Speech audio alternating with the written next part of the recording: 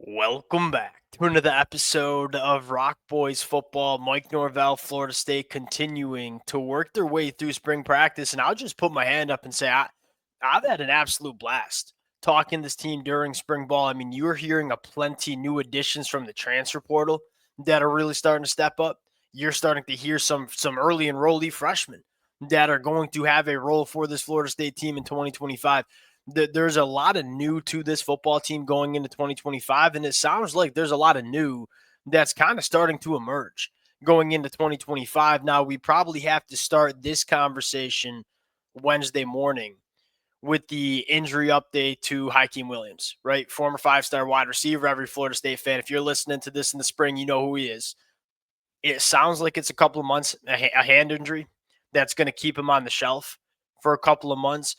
I think there's two conversations that you probably have to have. Number one, let's just start off with speedy recovery to a guy like Hykeem Williams. We all know how talented he is. Now, I think the problem we've seen with Hykeem Williams was he was a really raw wide receiver that we knew needed a lot of development before he was ready to put it together at the collegiate ranks. And I think the kind of issue here is just hasn't really been able to string many weeks and months of healthy football during his first 2 years on campus. And so you're talking about a player that really physically gifted, but had a long way to go as a football player that hasn't really been able to play a ton of football because of the injuries. I think that's probably the reason we've seen a little bit of an underwhelming start to Hykeem Williams' career. And I think all Florida State fans feel the same. Like we want to see this kid get healthy and reach his potential, because if he does, you know the talent is there.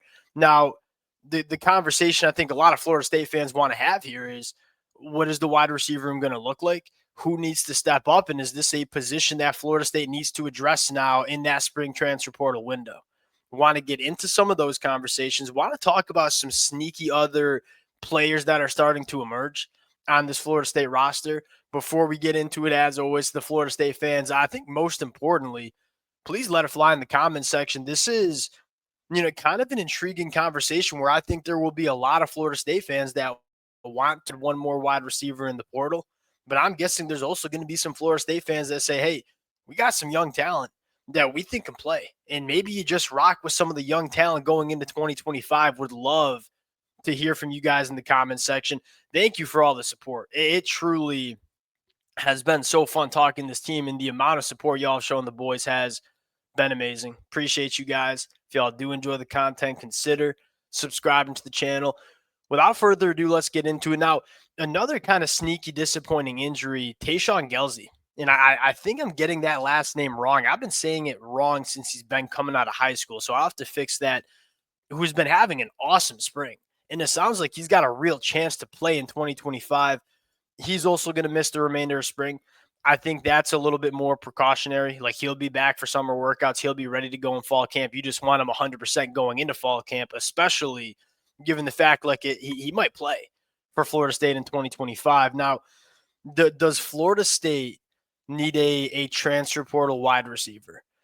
Mike Norvell probably has a better knowledge or understanding of this conversation than we do. From the outside looking in, and from what we've heard from this program coming out of spring practice, I'll probably have a hot take and say I don't think Florida State has a glaring hole at wide receiver. It starts with this. What's different about this wide receiver room as opposed to last year's?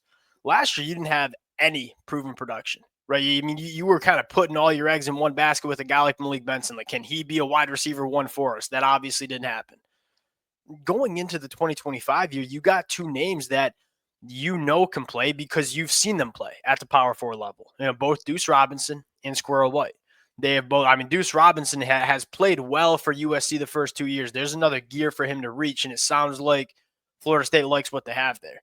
And then Squirrel White, he's been one of the more consistent wide receivers in the SEC the last couple of years. So the big difference here is, you still have some top-end talent, but you also have some proven wide receiver production.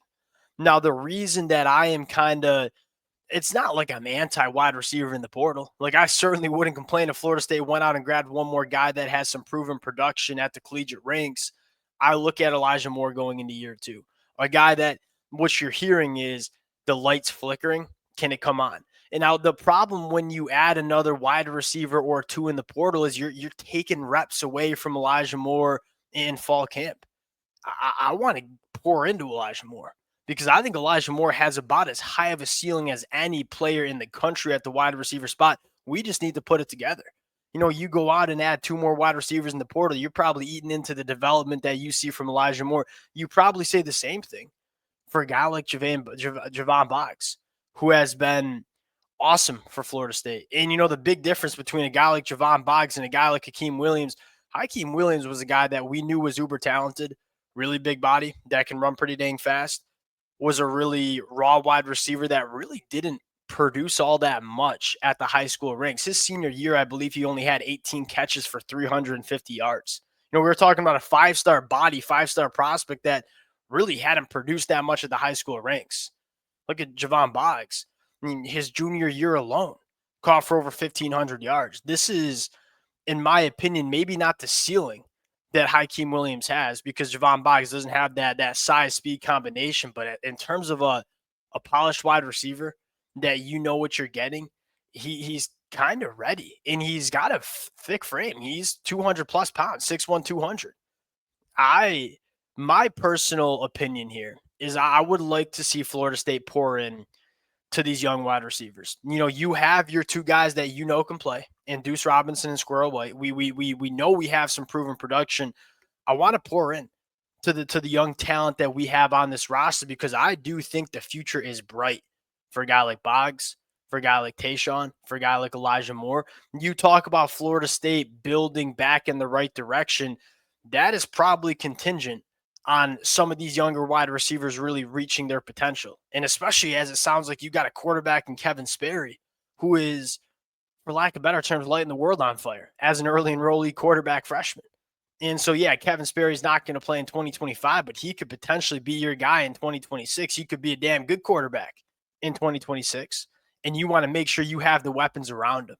It's not me getting up here and saying you're punting on the 2025 year. This is Florida State. You want to go win football games. But I also think you have to have that overarching scope of, hey, where do we want to go as a program? And how do we want to build this roster? I think you want to lean into some of the young talent that what you have in, and there's some real potential there. I think the other, sneaky storyline, and nobody wants to talk about depth, especially in April. But guess what? Depth's really important when you're talking about depth and having these guys have to play a couple of games in middle October, maybe early November. The big concern we had for Florida State on offense was on the offensive line and what that depth might look like. Look, the starting five, I've been very vocal. This is going to be a completely revamped offensive line from a starting five standpoint. If you get these healthy five starting offensive linemen, it's going to be a solid offensive line. I think the concern a lot of Florida State fans have who follow this program closely is the developments from some of these younger offensive linemen. Well, you're hearing good things from a guy like John Daniels. You're hearing good things from a guy like Andre Otto. You've heard some good things from a guy like Lucas Simmons. It's kind of it's an intriguing storyline, one, because you feel like you need the depth on offensive line to win games in 2025, but you also kind of want to get a sense of, hey, what's Herb Hand doing from a developmental standpoint? You talk about one of the biggest problems for Florida State was, we didn't have the development necessary on the offensive line. You're kind of hearing some good early returns on some of the young offensive linemen in the development you're seeing from offensive line coach Herb Hand. Now, going over the defense quite quickly, and we don't have to because we've talked a lot about this defense. I think there's some quiet confidence. And the one thing I took away from how Mike Norvell talked about this defense in the scrimmage is, one, the praise that he has for Tony White. It sounds like Mike Norvell is very happy with Tony White coming in this team from an energy standpoint, from an effort standpoint, just feels a little bit different than it did in 2024. And I think any Florida State fan who watched this team consistently in 2024 could probably tell that this defense was not saying the guys weren't trying, but there was, and I believe Mike Norvell said this word for word, there was an edge that was lacked in 2024. It sounds like you kind of have that in 2025. And now from a football standpoint, you're limiting big plays and you're creating turnovers. That is the recipe in modern day college football. If you make teams drive 80 yards, 12 plays, and go execute 12 plus plays and go score a touchdown, you can give a golf clap to them. But what you can't do is what Florida State did last year, where you're giving consistent explosive plays up. And you also have to start creating some turnovers. And you're hearing both of those things coming out from Florida State on the defensive side of the football. It sounds like they're really happy with not only the transfer portal additions, a guy like Deonta McCray, a guy like DeMonte Diggs, a guy like Elijah Herring, a guy like James Williams. It sounds like all of those guys are generating some buzz, but you're also getting some development from a guy like Omar Graham, from a guy like KJ Sampson, from a guy like Darrell Jackson. Earl Little, he's another guy that's kind of lighting it up in spring. You're getting some player development, which we kind of knew Tony White could potentially give, but you're also kind of coming together as a unit as well. For me, at least, there's some quiet confidence here. And so now I think the attention here is the offense. And can we really get this offense rolling going into 2025? We'll talk more about kind of how as Florida State winds down spring, we kind of open up that transfer portal and see what the options are there out there. We'll kind of get into a little bit more of a nitty-gritty roster conversation for Florida State. To the Florida State fans, let it fly in the comment section. Would love to have the conversation of how you guys feel about the wide receiver room. Appreciate you guys. If y'all do enjoy the content, consider subscribing to the channel. We'll talk to y'all later. Peace.